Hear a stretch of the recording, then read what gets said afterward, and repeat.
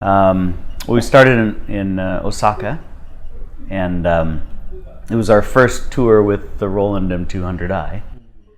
The first impression was that it sounds very good. Very good. And then as far as the tour in Japan, we love Japan. We love the people, the food.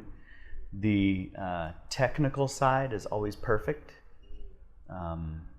The crew at each one of the venues sets everything up very well, and it always sounds good.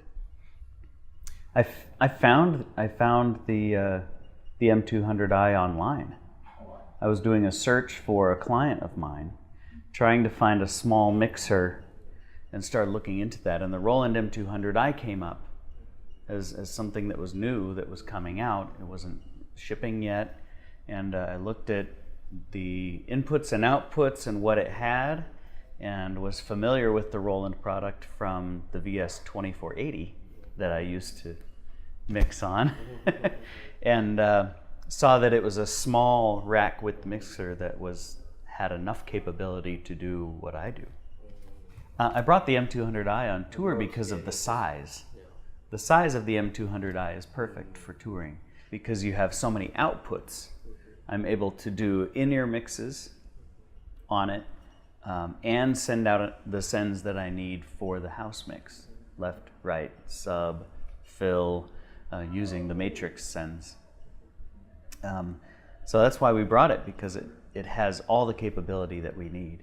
12 outputs and 24 ins. Because I'm not using the venue, because the M200i does what I need it to do, and it's programmed exactly the way that I want it. All I need to do is adjust the house and EQ the house, and then for the ear mix, it's perfect for my guys. So the band gets the same in-ear mix every single time. What I've run into over the last 8 years of mixing Take 6 is that there's a different in-ear mix with every mixer that I use. And I used the Venue, the M7, the PM5D, the CL5, all the Digico mixers, Allen and Heath, Soundcraft, VI6, VI1. I've used all of those, and they all sound great. That's fine. But I can't travel with them. And every venue has a different mixer. So the in-ear mix is different every time. So this allows us to have a very high quality mixer with the same in-ear mix every night.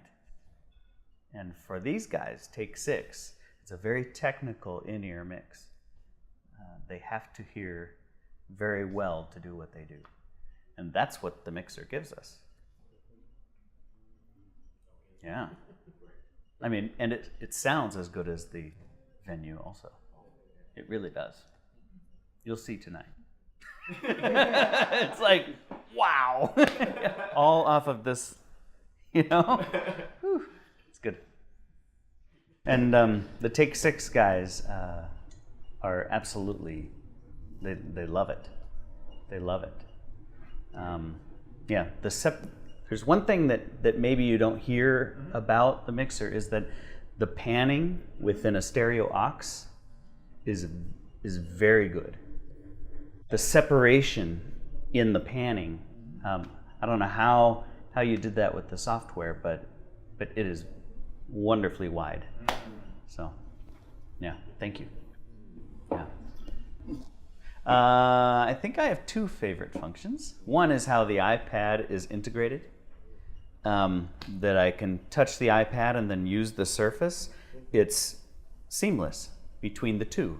All of the function on the iPad and how it interacts with the faders and the knobs is, the workflow of it is very seamless and very efficient. For instance, if you want to look at other mixers, there are some parts of other mixers that make it inefficient.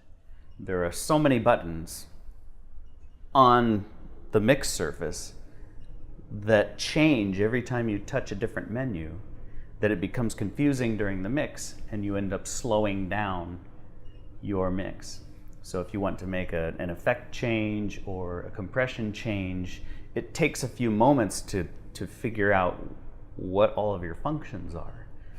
When you want to go into your effect units, you have to use your mouse or touch the effect button and then use the mouse to go down and find your parameters to change your effect time, your decay, the size of the space of the effect, things like that. So that's why I like the M200i. It's touch, touch, turn, and you're done. Yeah. And you'll see tonight, I invite you to sit behind me and watch the mix, how fast it is. It's a fast mix, and I mix fast. I do a lot of things in my mix. So Thank you. efficiency. If you're looking at buying the M200i, there is no mixer on the market that will give you as much capability and an efficient workflow for the price that it costs.